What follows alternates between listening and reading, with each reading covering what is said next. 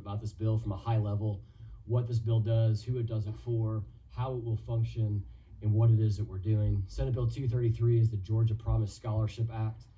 And at a high level, it takes the state funding for students who are currently enrolled in public school and allows their parents to redirect those funds to an educational outcome and pathway of their choice.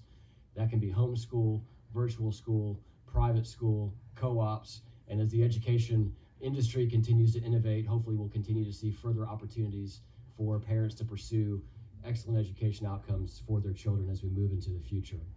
So in the colloquial terms, as we've heard this term bantered about, it's a money follows the child program. Mr. Chairman, I think it's important to just talk through a high level of how schools are funded in the state of Georgia. You have three buckets of funding: federal funding, state funding, and then the local funding. The local funding comes from the tax digest.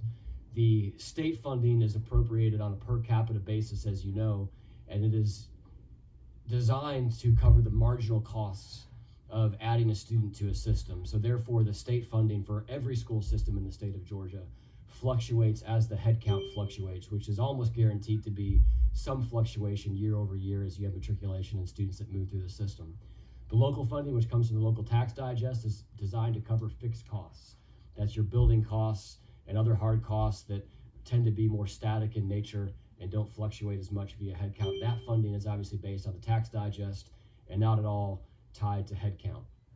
What the bill, as it passed the Senate, will do, it will allow students to take $6,000, which is slightly less than the average that the state spends per student in the K-12 public education system, and will allow them to pursue one of those opportunities.